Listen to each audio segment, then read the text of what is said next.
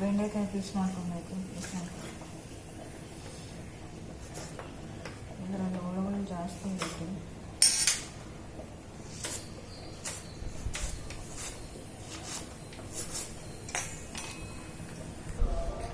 ಬಿಸಿಲು ಬಂದಿದೆ, ಸ್ವಲ್ಪ ಬಿಸಿಲಿಗೆ ಹಾಕ್ಬೇಕಿತ್ತು.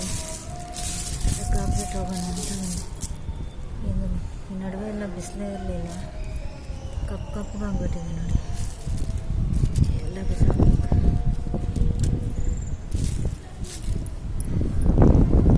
ಇದು ರಾತ್ರಿ ಮಾಡಿರೋದು.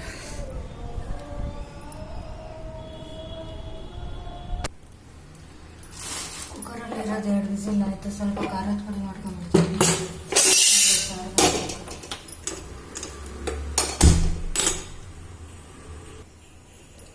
ಒಂದೆರಡು ಸ್ಪೂನು, ಇದು 1-2 ಸ್ಪೂನು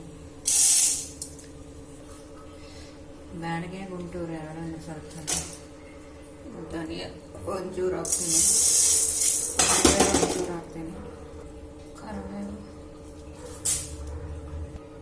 ಹಿಂಗೊಂಚೂರು, ತೆಂಗಿನ ತುರಿ ನೋಡಿ ರುಬ್ಬಿರೋದು ಈ ಥರ. ಸ್ವಲ್ಪ ಫ್ರೈ ಮಾಡ್ತೀನಿ. ಇದು ಏನದು ನೀರೇ ಇದೆ, ಅದು ಹೋಗ್ಬೇಕು. ಆಮೇಲೆ ಆಯಿಲ್ ಹಾಕ್ಕೊತೀನಿ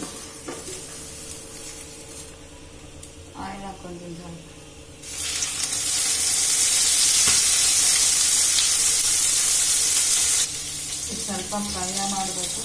ಒಗ್ಗರಣೆ ಹಾಕ್ತೀನಿ, ಸಾಸಿವೆ ಹಾಕ್ತೀನಿ,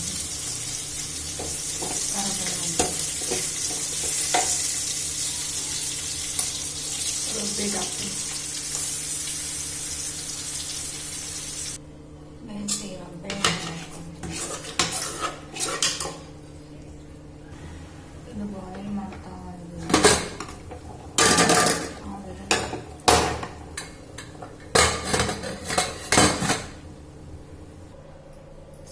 ಸ್ವಲ್ಪ ಕ್ಲೀನ್ ಮಾಡ್ಕೊಂಡು ಸ್ಟವ್ ಸ್ವಲ್ಪ ಕ್ಲೀನ್ ಮಾಡಿ ಪಾತ್ರೆ ಜೋಡಿಸ್ಕೊಂಡ್ಬಿಡ್ತೀನಿ.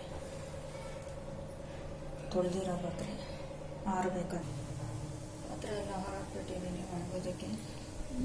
ಈಗ ಸ್ವಲ್ಪ ಬಟ್ಟೆ ಮಡಚಬೇಕಾದ ಫೋಲ್ಡ್ ಮಾಡಿಬಿಡ್ತೀನಿ. ಇಷ್ಟು ಬಟ್ಟೆ ಇದೆ, ಇಷ್ಟನ್ನು ಫೋಲ್ಡ್ ಮಾಡಬೇಕು.